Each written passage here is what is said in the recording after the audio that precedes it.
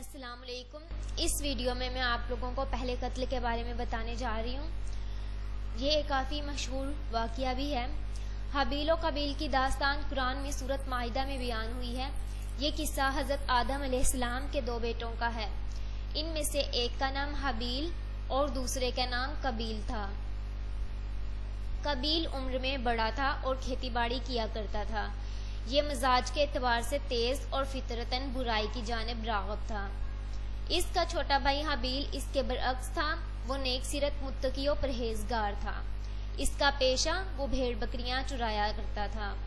ایک دن اللہ کی جانب سے دونوں کو حکم ہوا کہ وہ اللہ کے حضور قربانی پیش کریں تاکہ علم ہو جائے کہ کون اللہ کے نزدیک زیادہ متقی و پرہیزگار ہے۔ قدیم زمانے میں قربانی کی قبولیت کی یہ علامت ہوتی تھی، جس کی قربانی کو آسمان سے ایک آگ آ کر جلا دے، اس کی قربانی اللہ کے نزدیک قبول ہو گئی ہے۔ چنانچہ دونوں نے قربانی پیش کی۔ حابیل جو بھی نیک سیرت اور اللہ سے ڈرنے والا انسان تھا، چنانچہ اس نے نیک نیتی کے ساتھ خالص اللہ کی رضا کے لیے اپنی بہترین پلوٹھی کی بھیڑ اللہ کے حضور قربان کر کے پیش کر دی۔ دوسری جانب قابیل ناقص اور ردی قسم کا اناج لے کر آیا۔ اس کے دل میں یہ بات تھی کہ اگر قربانی مقبول ہو گئی تو اس اناج نے ویسے بھی جل جانا ہے، تو اچھی فصل کو برباد کرنے کا کیا فائدہ۔ اب دونوں دور ہٹ کر خدا کے فیصلے کا انتظار کرنے لگے۔ پھر اچانک آسمان سے ایک آگ نازل ہوئی اور اس نے حابیل کی قربانی کی ہوئی بھیڑ کو جلا ڈالا، جبکہ قابیل کا اناج جوں کا توں پڑا رہا۔ یوں فیصلہ ہو گیا کہ خدا حابیل اور اس کی قربانی سے راضی ہے اور قابیل سے ناخوش ہے۔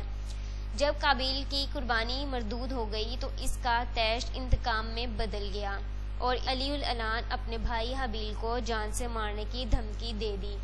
اس کا جواب حابیل نے بڑی بردباری سے یہ دیا، اگر تمہاری قربانی قبول نہیں ہوئی تو اس میں میرا کیا قصور ہے، بلکہ تمہیں تو یہ چاہیے تھا کہ پرہیزگاری کی راہ اختیار کرتے۔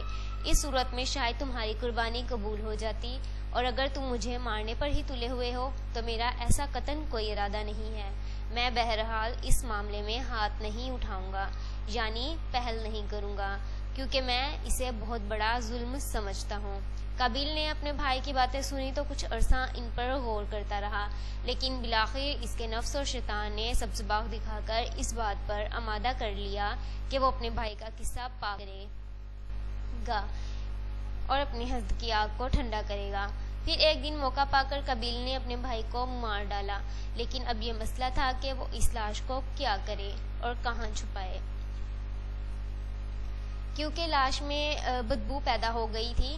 اسی اثنا میں اس نے دیکھا کہ ایک کوا اپنے مردہ بھائی کی لاش کو زمین میں دفن کر رہا ہے۔ اس وقت وہ سوچنے لگا کہ مجھ میں اس کوے جتنی بھی عقل نہیں۔ بہرحال اس نے بھی زمین میں گھڑا کھود کر اپنے بھائی کی لاش کو زمین میں دبا دیا۔ جب وہ لاش دفن کر چکا تو اب اس کا نفس اسے ملامت کرنے لگا کہ ایک نیک سیرت اور شفیق بھائی اس سے ہمیشہ کے لیے جدا ہو گیا، اور اس بات پر بھی اسے ندامت ہوئی کہ اس نے اپنے بھائی کو قتل کر کے انتہائی وحشیانہ حرکت کا ارتکاب کیا ہے۔ قرآن کے بیان کے مطابق حابیل اور قابیل میں اختلاف اس وقت پیدا ہوا جب حابیل کی قربانی کو قبول کر لیا گیا اور قابیل کی کوشش کو ناکام۔ چنانچہ قابیل اپنے بھائی سے نفرت کرنے لگا، یہاں تک کہ اس کو مارنے کے در پہ ہو گیا۔ جبکہ اس بارے میں ایک قصہ مشہور ہے کہ حابیل اور قابیل میں اختلاف کی بنیادی وجہ ایک لڑکی تھی جو قانونی طور پر حابیل کے نکاح میں آنی تھی، لیکن قابیل اس پر حق جتانا چاہ رہا تھا۔ اس واقعے کی کوئی اصل نہیں اور یہ محض اسرائیلی روایات سے ہمارے ہاں آ گیا ہے۔ اس زمن میں ضروری ہے کہ ہم خود کو قرآن کے بیان تک ہی محدود رکھیں۔ اس قصے کا مرکزی خیال یہ ہے کہ اللہ کی خوشنودی حاصل کرنے کا واحد ذریعہ تقوی اور خوف خدا ہے۔ محض انسان کی خواہش پر خدا کی خوشنودی حاصل نہیں ہوتی، نیز حسد کی آگ انسان کے اپنے آپ کو جلا دیتی ہے اور اسے دنیا و آخرت میں برباد کر کے چھوڑتی ہے۔ اللہ کی رضا کا حصول اگر کوئی شخص یہ چاہتا ہے کہ اللہ اس سے راضی ہو جائے تو اس کا واحد ذریعہ یہ ہے کہ وہ اللہ سے ڈرتا رہے اور انتہائی نیک نیتی اور اخلاص کے ساتھ اپنے اللہ کے حضور اپنی جان اور اپنے مال کو پیش کر دیں۔ آج ہم محض کلمہ پڑھ کر یہ سمجھتے ہیں کہ جنت ہمیں مل جائے گی، حالانکہ جنت کا حصول اللہ کو راضی کرنے پر منحصر ہے اور اللہ کی رضا ایمان و عمل صالح اور قربانی پر منحصر ہے۔ حابیل اللہ کے حضور بہترین قربانی کا سامان لایا، جبکہ قابیل نیت میں فطور کی بنیاد پر ردی ناج لایا۔ چنانچہ اللہ کے خوشنودی حاصل کرنے کے لیے ضروری ہے کہ ہم اپنا بہترین اثاثہ اس کی راہ میں لگائیں، نہ کہ چند پھٹے ہوئے نوٹ، کچھ پرانے کپڑے اور ردی سامان اس کی خدمت میں پیش کریں۔ قرآن میں بھی سورۃ آل عمران میں بیان ہوا ہے، تم نیکی کو ہرگز نہیں پہنچ سکتے جب تک کہ اپنی قیمتی شے اللہ کی راہ میں خرچ نہ کرو۔ قابیل نے جب یہ دیکھا کہ اس کی قربانی قبول نہیں ہوئی اور حابیل کی قبول ہو گئی ہے تو اسے اپنے بھائی سے حسد ہو گیا۔ حسد کے لغوی معنی کسی دوسرے شخص کی نعمت یا خوبی کا زوال چاہنا یا اس کے نقصان کے در پہ ہونا ہے۔ چنانچہ بجائے اس کے کہ قابیل اپنی کوتاہیوں کی جانب نگاہ کرتا، وہ حابیل سے نفرت اور حسد کرنے لگا۔ اسی حسد کی آگ میں جلتے ہوئے اس نے حابیل کو قتل کر دیا۔ آج کے دور میں ہم ترقی یافتہ اقوام کا اعلیٰ معیار زندگی دیکھتے ہیں تو بجائے اس کے کہ اس سے سبق حاصل کریں، ہم ان سے حسد کرنے لگ جاتے ہیں، یہاں تک کہ ہم اپنی تمام برائیوں کا ذمہ دار بھی انہی قوموں کو ٹھہرا کر حسد کی آگ میں جلتے کرتے رہتے ہیں اور اپنی غلطیاں سدھارنے سے قاصر رہتے ہیں۔ قابیل نے اپنا جرم چھپانے کی کوشش کی، حالانکہ وہ یہ بھول گیا کہ انسان کتنا ہی خود کو دنیا کی نظروں سے چھپا لے، وہ خدا کی نگاہوں سے نہیں بچ سکتا۔ آج بھی انسان جرم کو چھپا کر یہ سمجھتا ہے خود کو چھپا لیا، جبکہ ابھی فیصلے کا دن آنا باقی ہے۔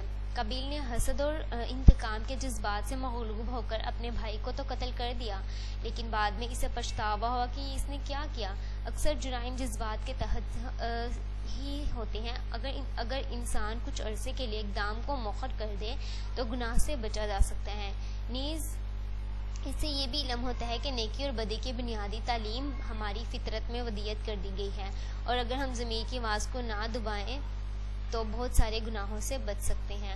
اگر ہم آج اپنے ارد گرد نظر ڈالیں تو پاکستان اور بالخصوص کراچی میں آئے دن قتل کی وارداتیں عام ہو گئی ہیں، لیکن آج کل قاتل قابیل کے مقابلے میں زیادہ شفاف ہے، اسے کوئی احساس جرم نہیں۔ خود کے قرآن میں قتل کی سزا ابدی جہنم بتائی گئی ہے۔ اسی طرح یہ بھی کہا گیا ہے کہ جس نے ایک انسان کو مارا اس نے ساری انسانیت کا قتل کیا، اور جس نے ایک انسان کی جان بچائی اس نے ساری انسانیت کی جان بچائی۔